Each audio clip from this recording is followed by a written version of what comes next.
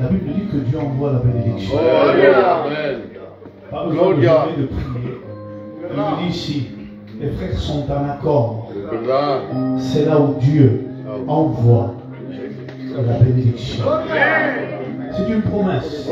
Comment, Seigneur, je ne dois pas jeûner, je ne dois pas prier? Non. Parce que le fait que l'Église s'unisse ensemble d'un même cœur, d'une même pensée. Je vais vous dire quelque chose. Un jour, le Saint-Esprit m'a parlé dans mon cœur et m'a dit ceci. Et je disais à Dieu, Seigneur, comment comprendre Dieu? Il m'a dit, tu ne pourras jamais comprendre Dieu. Mais je peux te donner un exemple, le Saint-Esprit me disait. Il me dit, regarde le cœur que tu as pour tes enfants et ton foyer, et tu comprendras le cœur de Dieu. Lorsque nous voyons nos enfants, nous les papas et les mamans, nos enfants, réunis ensemble, nous avons envie de pleurer, on ne sait pas pourquoi. Des fois, je regarde ma petite fille, mon petit-fils, et j'ai envie de pleurer, je ne sais pas pourquoi.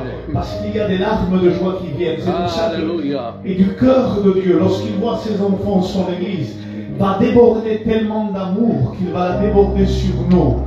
Et il nous bénit, on ne sait pas pourquoi. C'est pourquoi tu me bénis? Parce que je t'aime. Pourquoi tu me bénis? Parce que je veux te bénir. Tu es mon fils. Gloire à Dieu. Alléluia. L'onction de Dieu est là. Parce que Dieu nous aime. Amen. Alléluia. Gloire à Dieu. Amen.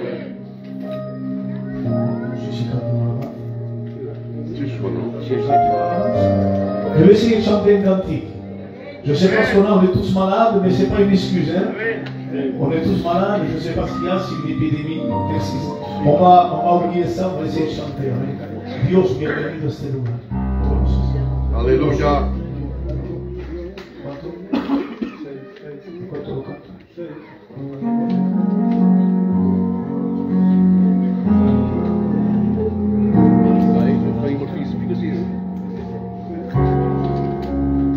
Gloire à Dieu. Est-ce qu'on peut glorifier Dieu? Gloria. On peut lui parler à lui. Alléluia. Alaba mi alma, Señor, quiero olvidar toda cosa. Y adorarte, solamente adorarte, con todo sitio en esta noche. Con toute la grâce. Je voudrais qu'on oublie toutes les personnes qui sont autour de nous. On oublie le pasteur pendant quelques instants et on se concentre sur Dieu. Alléluia. Quisiera que cerremos nuestros ojos, aleluya, ensemble. Y ferme los yeux. Oh Dios, quiero adorarte. Dios, bienvenido a este lugar y en nuestro corazón venirás tu voz. Aleluya, Dios. Dios, te queremos conocer con tu fuego abrasador. Ven y muévete otra vez. Juntos amén. Espíritu, avívanos, te anhelamos, Dios. Espíritu, juntos amén. Espíritu.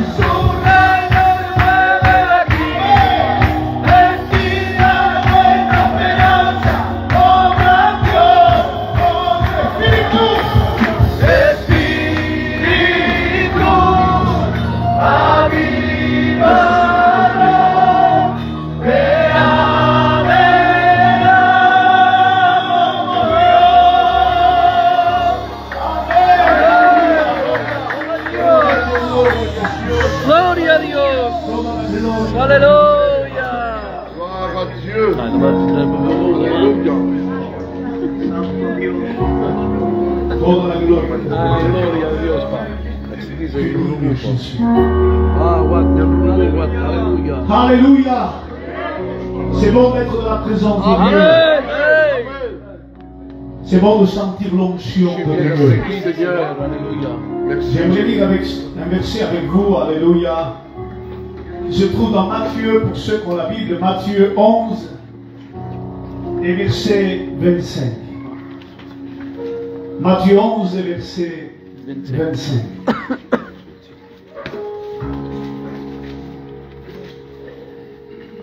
Nous lisons ensemble, alléluia.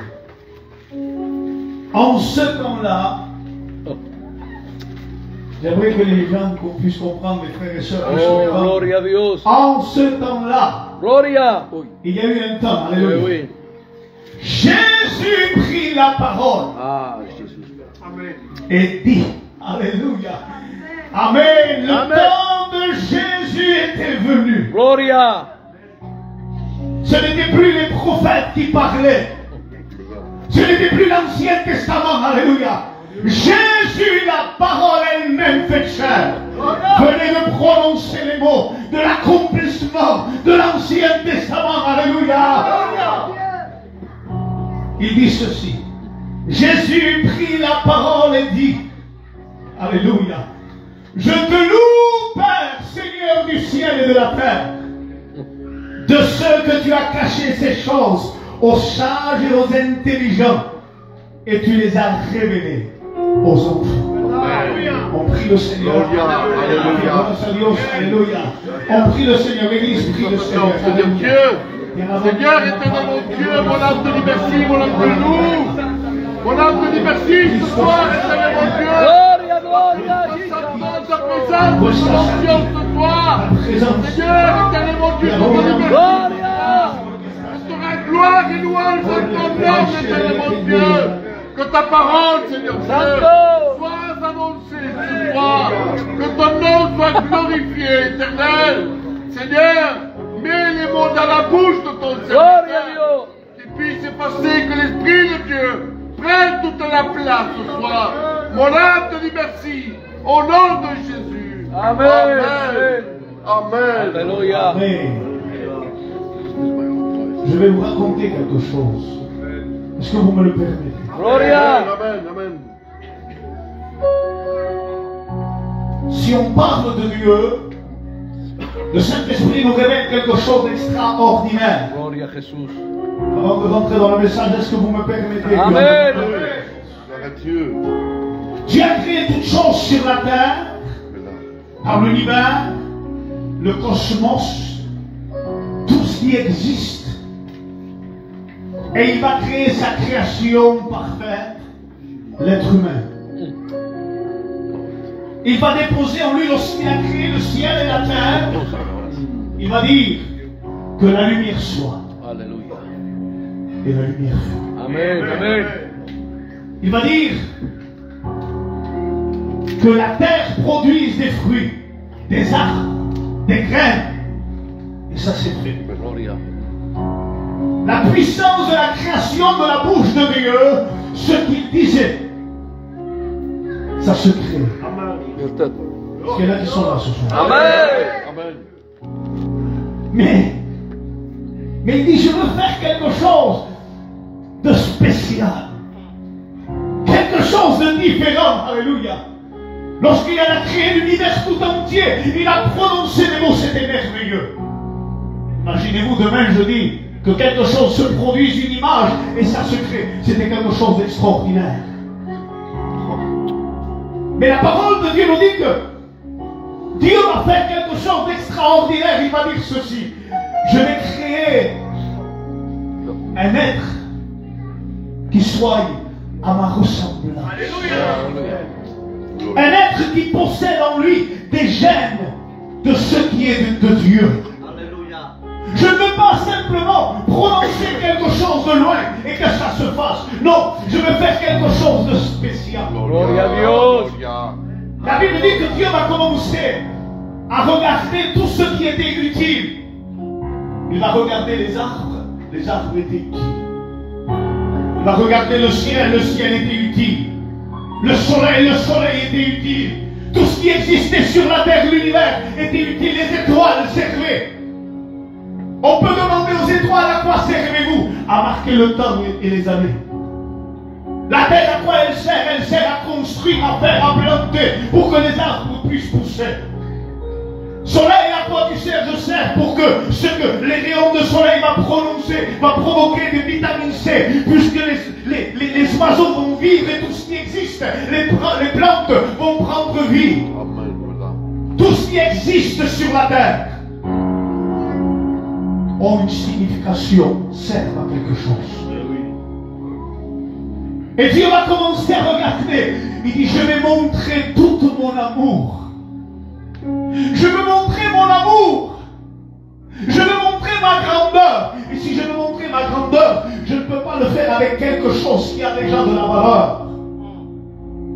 Si quelque chose a de la valeur, s'il y a un milliardaire parmi nous, je vous demande pardon, je ne suis pas milliardaire, mais s'il y a un milliardaire et que je lui dis, voilà, je te donne 100 € pour ton anniversaire, ça ne va pas avoir de valeur.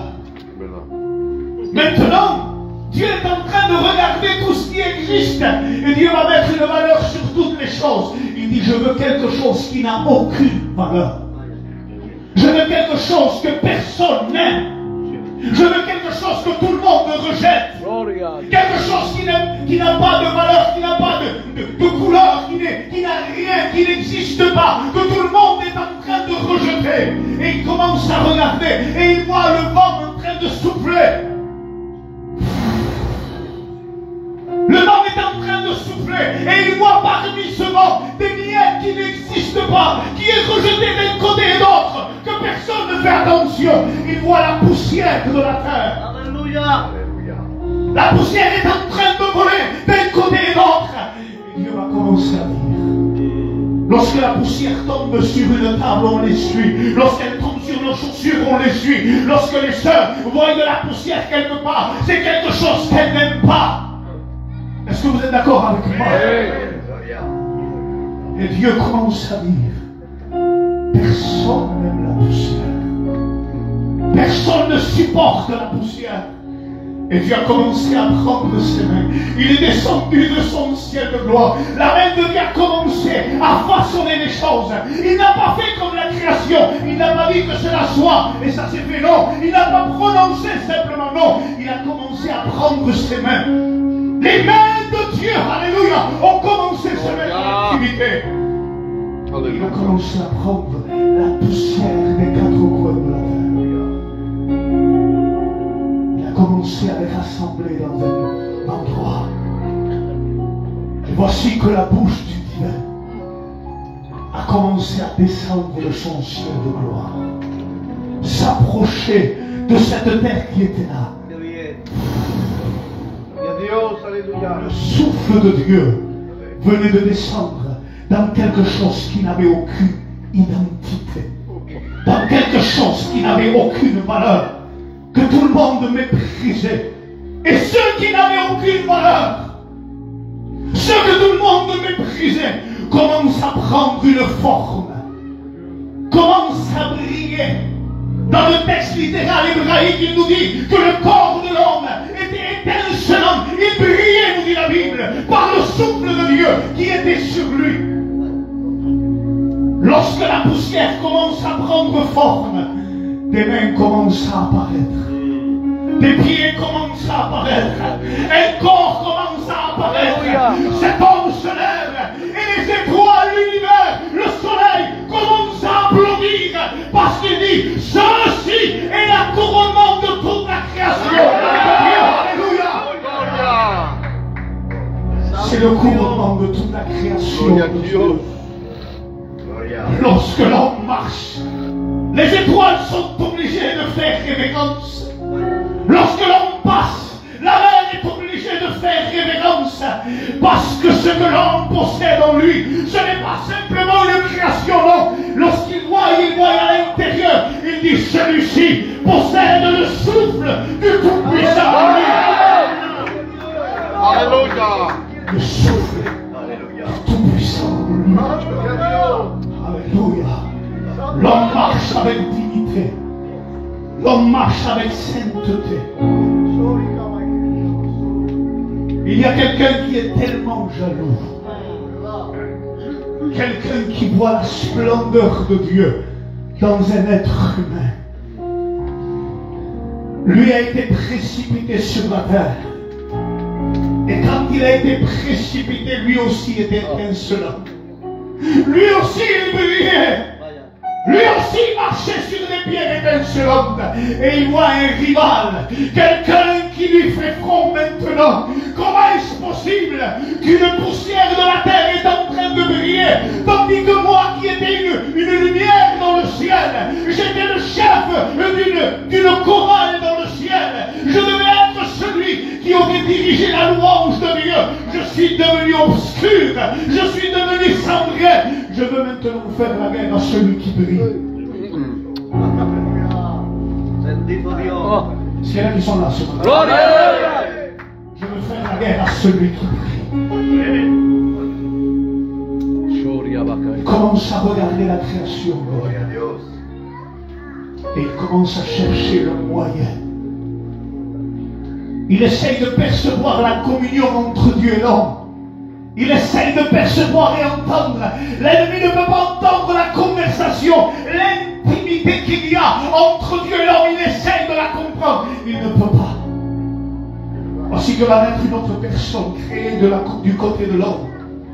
On connaît cette histoire, je vais passer vite. Et le diable va s'approcher et dire, Dieu va dire, tu mangeras de tous les arbres du jardin. Mais quant à l'arbre de la connaissance qui est au milieu du jardin, tu n'en mangeras pas. Et le diable voit la femme parler, dire des mots, mais il ne comprend pas parce que le diable n'entend pas la révélation de Dieu. Il ne sait pas ce que Dieu est en train de dire à sa créature. Et la femme est en train de parler avec Dieu, mais Satan ne l'entend pas. Les démons ne l'entendent pas. Comment faire? Je sais qu'il a parlé, j'ai entendu parler de nourriture, d'arbres, de manger, mais je ne comprends pas ce qu'il dit. Alors il s'approche de la femme. Il dit, avec ruse, il dit, Dieu vous a interdit de manger de tous les arbres. Et la femme innocente, sans rien savoir, elle dit, ah non, tu sais Satan. Et lui dit, quoi? Dis-moi, qu'est-ce que Dieu t'a montré? Montre-moi la révélation. Montre-moi ce que Dieu t'a révélé. Quel est l'arbre? Il ne l'a pas dit, mais dans son être entier, à l'intérieur de lui. Il dit, c'est où? Tu sais l'arbre qui est au milieu là-bas? Il dit, ça y est. Je sais maintenant l'arbre de la désobéissance, parce que la femme m'a montré l'arbre avec laquelle je vais la détruire, et je vais détruire l'humanité. C'est là qu'ils sont là. Elle m'a montré. Il dit, tu vois l'arbre qui est au milieu. Regardez bien le texte littéral, il nous dit que c'est la femme qui lui a montré à Satan. Satan ne connaissait pas. Il ne savait pas quel était l'arbre. Il n'y a que la femme qui savait parce qu'elle avait une intimité avec Dieu. Si vous perdez l'intimité avec Dieu, vous avez tout perdu. Si vous perdez l'intimité avec Dieu, vous laissez l'ennemi rentrer. Si vous perdez l'intimité avec Dieu, vous laissez l'ennemi détruire ce que vous êtes. Ne perdez pas la communion avec Dieu, ni l'intimité avec Dieu. Oh, alléluia. On a le temps. Amen. Amen. Voici que le temps va passer. La désobéissance va rentrer dans le corps de l'homme. Et celui qui brillait, parce que le péché est rentré dans l'humanité, l'homme commence à s'obscurcir. Des pensées de tristesse rentrent en lui. Je vous demande pardon du mot. Il apprend des nouveaux mots que le péché lui a appris. Et Dieu va dire, qui t'a appris? Qui? Est-ce que c'est mon enseignement? Est-ce que c'est moi qui t'a appris? Qui t'a appris que tu étais nu? Il dit, mais c'est la femme là-bas. On commence. L'homme apprend le mensonge. L'homme apprend la culpabilité. L'homme apprend la désobéissance. L'homme apprend l'obscurité. Il commence à se sentir mal. L'homme apprend la honte. L'homme apprend à se cacher de celui qui est divin.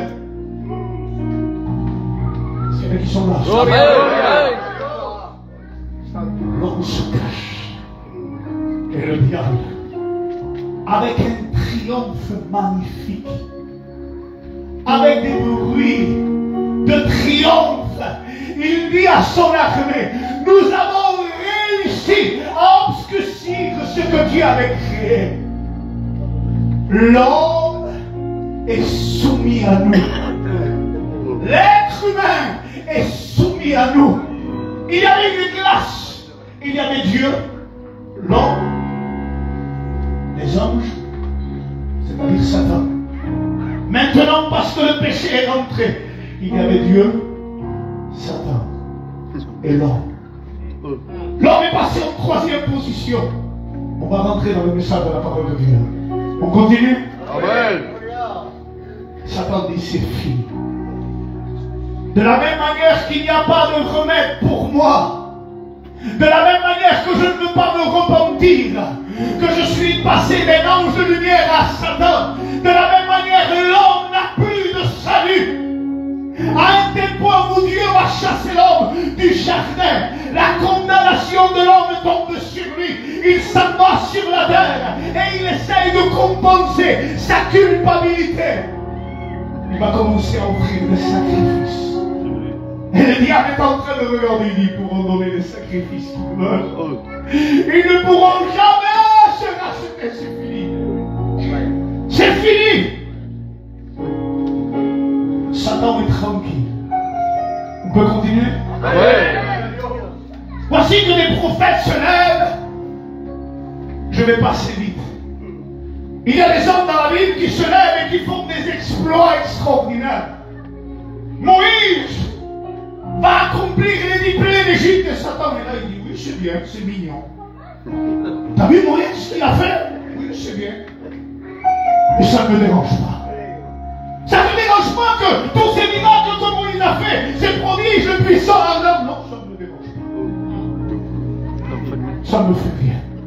L'homme reste toujours esclave. Moïse va devant la mer, il y a son bâton qui est là. Il frappe la mer et la mer s'ouvre en deux. Et Satan est là, il dit, oui c'est mignon, c'est bien. Mais ça ne me dérange pas. L'homme reste toujours esclave de son péché. Josué va frapper le Jourdain, il va s'arrêter. Le soleil va s'arrêter. Satan dit, oui c'est bien. C'est des belles décorations. Mais ça ne me dérange pas. Il y a un rocher dans le désert qui est là. Il frappe le rocher et l'eau, tu vois, il a nourri les gens. Oui, mais ça ne me dérange pas. Rien de prodige ne dérange l'ennemi. Aucune main qui descend du ciel, aucun sacrifice de l'Ancien Testament ne dérange l'ennemi. Aucun miracle, aucun prodige, la mer qui s'ouvre, le soleil qui s'arrête, rien ne dérange l'ennemi. Et voici qu'à un certain moment, s'arrête l'Ancien Testament. Boum! Tout s'arrête, plus d'espérance. Et le prophète va parler. Il dit, tous sont pécheurs et privés de la gloire de Dieu. Il n'y a plus rien à faire pour l'être humain. Mais un jour, personne ne s'y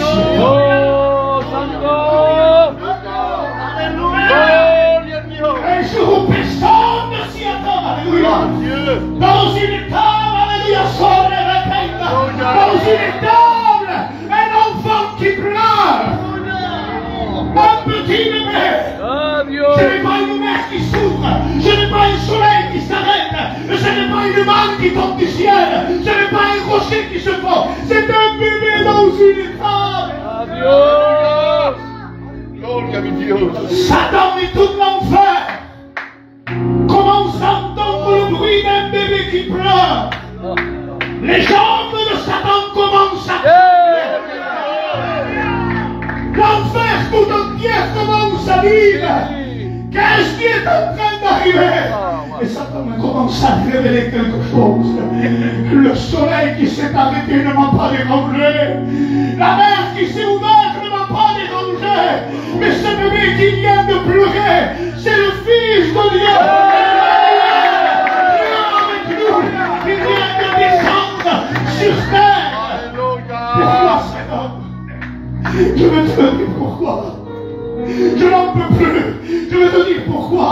Tu sais, dans le jardin d'Éden là-bas, j'avais détruit la création de Dieu. J'avais détruit la perfection de Dieu. Lui, il est venu comme le sacrifice vivant, comme l'agneau parfait pour détruire mes œuvres à moi. Il est venu pour détruire mes œuvres des ténèbres. Gloria a Dios, alléluia. Jésus est venu pour détruire mes œuvres. Jésus est venu pour détruire mes œuvres. Amen. Alléluia. Personne n'est au courant. Alléluia. Jésus commence à parler. En ce temps-là, Jésus se lève. Le temps est venu que l'humanité tout entière sache que les ténèbres n'ont plus de puissance, que Satan va être détrôné, que les ténèbres vont reculer, que les chaînes vont se briser, que les malades vont être guéris, que ceux captifs vont être libérés. Il dit en ce temps-là, il n'a pas laissé le soin ni aux prophètes de parler. Lui-même va parler, il va dire. Jésus prit la parole et dit. Il n'a pas dit Seigneur, fais quelque chose. Non, il commence par une louange. Je te loue. Gloria a Je Dios. te loue. Gloria a Dios. Parce que tu es un Dieu de victoire qui commence par l'adoration. Avant même de te libérer, il loue Dieu pour ta vie. Avant même de te bénir, il loue Dieu pour ta vie. Avant même d'agir dans ton foyer, il loue Dieu pour ta vie. Merci Jésus pour que le foyer interne est venu. Merci mon Dieu parce que le foyer interne est là. Alléluia. Merci mon Dieu parce que celui qui est drogué vient ici. Parce que celui qui doit vient ici. Parce que celui qui est tenu captif vient ici. Gloire à Dieu. Je te loue, Seigneur. Père Seigneur du ciel et de la terre. De ceux que tu as cachés ces choses aux sages et aux intelligents. Et que tu les as révélés aux enfants. Qu'est-ce que ça veut dire, fils? Je comprends rien. Tout simplement, si tu es un homme instruit, avec beaucoup d'intelligence, et que tu commences à dire, il y a 20 ans que je fume. Je ne pouvais pas m'en sortir. Il y a 10 ans que je me drogue, excusez-moi l'expression. Je ne peux pas m'en sortir. Tu as vu la femme que j'ai, je ne peux pas m'en sortir. Tu as vu le mari que j'ai, je ne peux pas m'en sortir. Tu as vu les enfants que j'ai, ça c'est les adultes. Jésus m'a dit une chose, tu as caché ces choses aux intelligents et aux adultes. Et maintenant, si tu viens comme un enfant, Alléluia. et que tu crois en ce que la parole de Dieu dit, tu vas recevoir la délivrance. Tu vas recevoir la bénédiction. Il cache ses choses aux sages et aux intelligents, et il les révèle aux enfants. Souvent de fois, je prends cet exemple. Ça vous est arrivé sur moi. Mon fils, si tu restes tranquille, pendant la réunion, tout à l'heure je t'amène au McDo. L'enfant est assis, il se voit déjà lui, assis au McDo avec la chaîne, avec son sac là. Pourtant il est dans la réunion, il est content, il est joyeux. Voilà comment Dieu veut que nous acceptions le salut. Tu n'as pas encore reçu, mais reçois ta bénédiction. Reçois ta bénédiction. Gloria a Dios. Je suis en train d'écouter quelqu'un qui a eu le cœur d'enfant. Je pense que ça résonne dans mon oreille. Fils, tu peux me laisser témoigner? Est-ce qu'on le laisse témoigner? Amen. On le laisse témoigner? Qui es-tu? Je suis Bartimée. Je suis Bartimée. Je vais t'expliquer mon témoignage, fils. J'étais au bord de la route qui était là, du chemin. J'étais un adulte.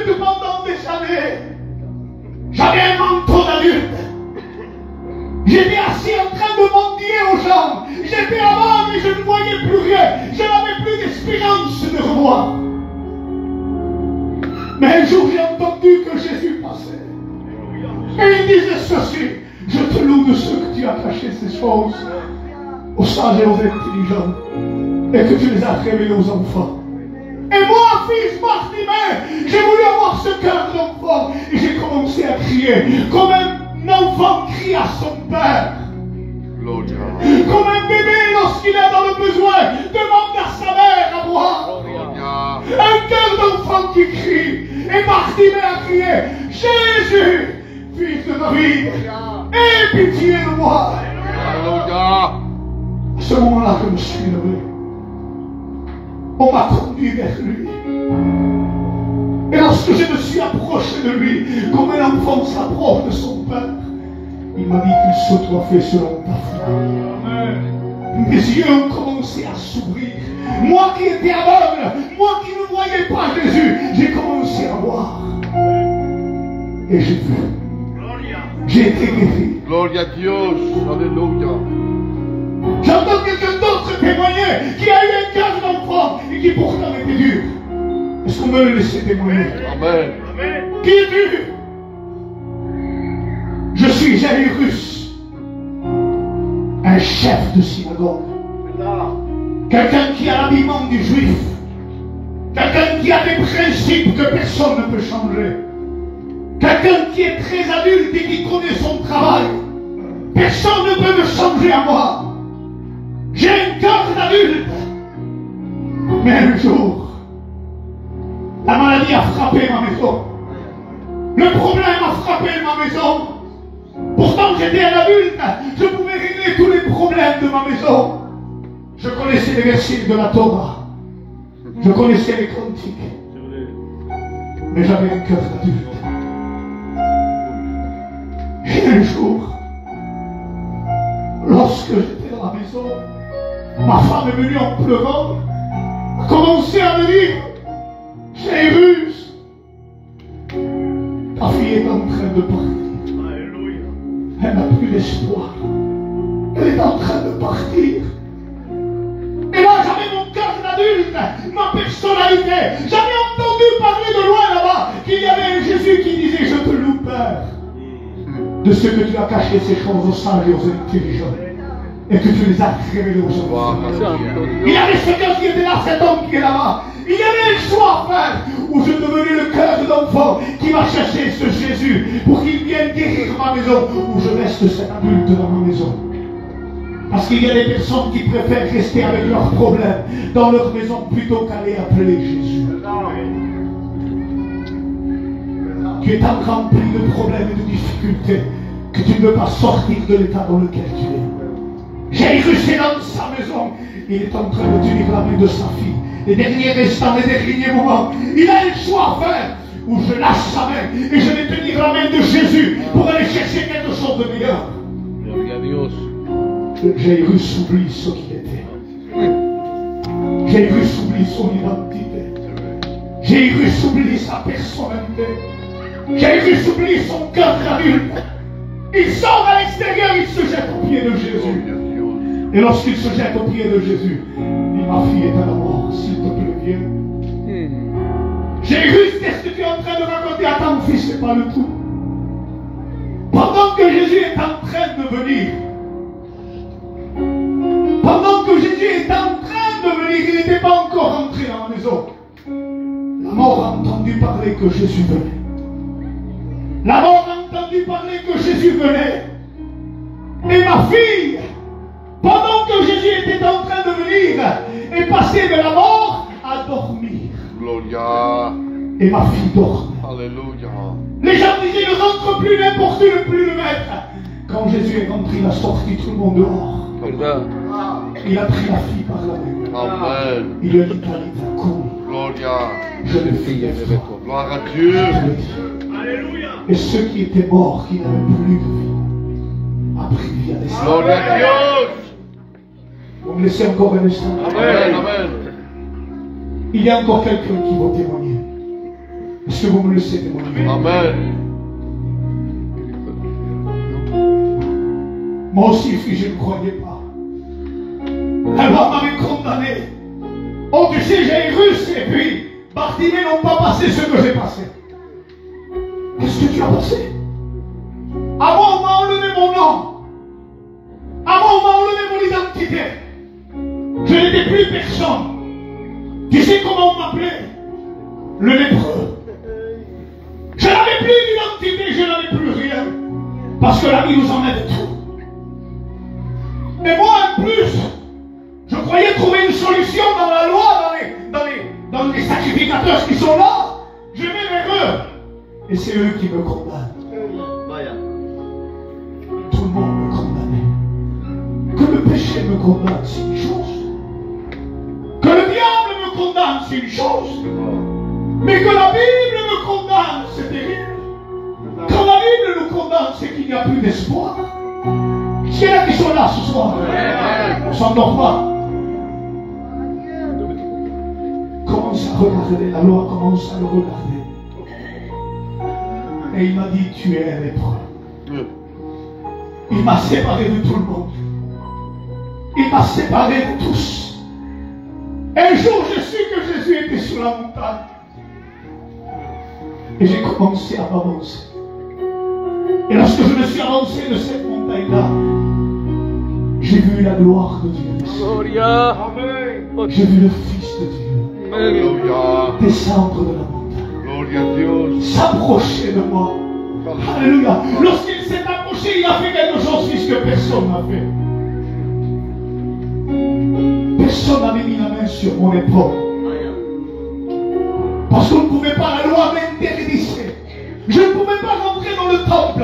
Je ne pouvais pas parler avec les gens. J'étais éloigné de tous. J'attendais la mort. Je n'avais plus de famille. Le diable avait tout brisé en moi. Mais comme Jésus est venu, la première des choses qu'il a fait, il a posé sa main sur mon épaule. Cela voulait dire plusieurs messages. Ne t'inquiète pas, je suis là. Ne t'inquiète pas, je suis ton frère. Ne t'inquiète pas, je suis ton père. Ne t'inquiète pas, je suis ton Dieu. Ne t'inquiète pas, je vais te guérir. Ne t'inquiète pas, je vais te délivrer. Alléluia. Lorsque j'ai commencé à regarder le mur, je suis venu. Il dit ceci: ma peau est devenue comme celle d'un enfant. Alléluia. Voilà ce que Dieu veut faire. Alléluia. Il veut te faire passer de l'état de ténèbres à celle de lumière, de la puissance de Satan à celle de Dieu. Alléluia. Il veut faire de toi une nouvelle créature. Est-ce que tu veux recevoir ça? Adam, fils, il n'a pas fini. J'ai voulu aller partout prêcher et dire qu'il m'avait guéri. Il m'a dit non, non, non. Retourne vers ceux qui t'ont jugé. Retourne vers ta famille. Et lorsqu'il est retourné chez eux, il a montré à sa famille. Ses familles ne le jugeaient plus. Mais bien plus encore, il a été dans le temple. Il a pu poser ses pieds dans le temple. Il a été vers le prêtre qui était là. Celui qui l'avait condamné. Le prêtre, à peine il le reconnaissait, sa peau était différente. Il lui dit, regarde. Le prêtre le regarde. Je te déclare pur. Le prêtre ne savait pas d'où ça venait, mais celui qui avait reçu la guérison le savait. Amen. Je suis passé d'un état de lépreux à un état de sauvé. On ferme nos yeux. Amen. Excusez-moi si j'ai été long, mais c'est la parole de Dieu. Gloria. Alléluia. Combien de personnes ce soir ont besoin, alléluia, de savoir que Christ peut les libérer, de savoir que Christ peut les pardonner. Quisiera que los hermanos canten una alabanza de adoración. Aleluya. ¿Me permiten esta noche? Soy libre. Aleluya. Pendant que notre empieza a cantar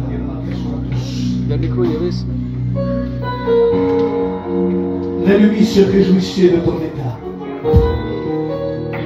L'ennemi se réjouit lorsqu'il voit ton foyer, ta maison, tes enfants. Nous avons entendu 3 témoignages simplement, mais il y en a des milliers.